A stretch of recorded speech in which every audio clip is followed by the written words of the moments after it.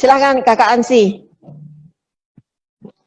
Ke Dirjen PKTL Pak Ruanda, saya mohon bantuan Pak. Kemarin NTT itu ada bencana Seroja 5 April 2021, dampaknya 3 desa di Oesena, di Amarasi itu ambles Pak. Patahan, retak, sudah tidak bisa ditinggalin lagi Pak. Dan kemudian Bupati Kupang dan masyarakatnya sudah datang ke fraksi PDI Perjuangan juga bertemu dengan saya. Mereka sudah bersurat ke Menteri, diantar langsung ke sana, saya sertakan staf saya untuk mendampingi mereka.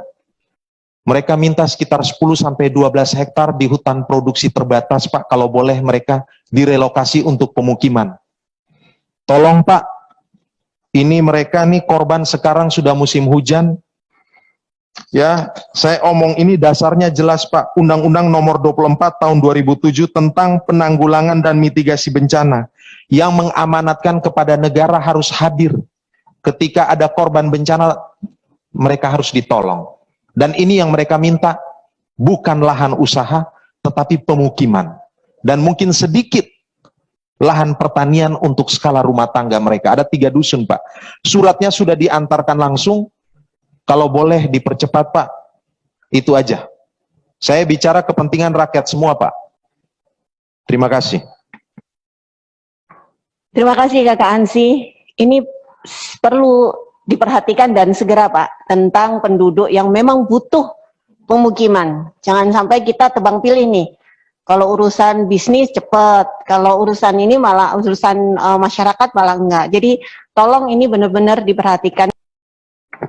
Pak Ketua, ya bisa tambah sedikit. Masih ada kaitannya, masih ke Pak Ruanda mungkin. Laporan kita tim kunjungan kerja spesifik ya, panja penggunaan pelepasan dan perusakan kawasan hutan ke Bangka Belitung kemarin, menyambung soal itu. Itu kan kita temukan ada 3 kasus di sana ya. Yang pertama, perusakan hutan produksi di Bukit Betung Sambungri itu, yang konon kabarnya dilakukan oleh masyarakat, tetapi kemudian izin pinjam pakainya itu diajukan oleh PT Timah. Dan tragisnya berdasarkan foto satelit itu, dan drone yang di udara itu belum ada izin di situ, tapi aktivitas pertambangan sudah dilakukan. Nah yang kami mau tanya, ini kelanjutannya seperti apa? Kita ingin tahu Pak. Yang kedua juga soal potensi perusakan hutan produktif ya, termasuk mangrove yang dialihfungsikan dalam kasus Bangka Belitung itu banyak ke tambak udang faname. Itu kemarin kita temukan di lapangan juga. Ini bagaimana kelanjutannya? Dan ada satu kalau tidak salah di Kabupaten Bangka Tengah ya, mengajukan IPPKH juga, itu terkait dengan pembangunan jalan ya sepanjang 17 km itu. Nah ini setelah kita diskusi ini seperti apa, tetapi poin saya begini Pak.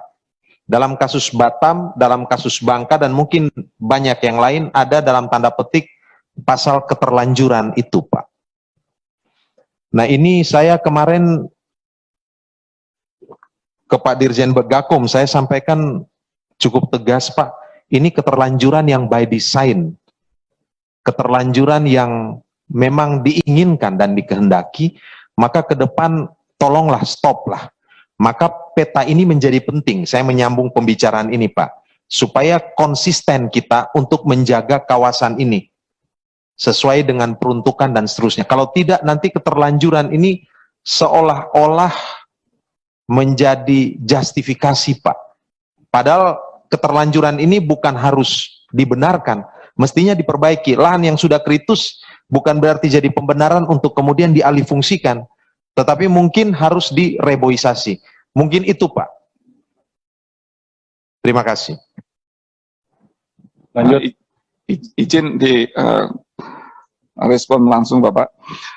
Terima kasih Bu Kiki, Pak Hermanto dan Pak Ansi mengenai yang disampaikan oleh Pak Hermanto. Jadi ini terkait dengan analisis spasial khususnya untuk peta penutupan lahan kami Pak.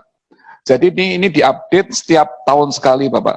Karena seluruh Indonesia ini, karena luasnya Indonesia ini Pak tercover dari citra satelit Landsat sebanyak 237 SIM, jadi peta citra satelit itu Pak. Kami dapat download dari LAPAN, kemudian kami proses di penafsirannya di KLHK. Jadi ini untuk seluruh Indonesia baru bisa selesai dalam waktu 1 tahun.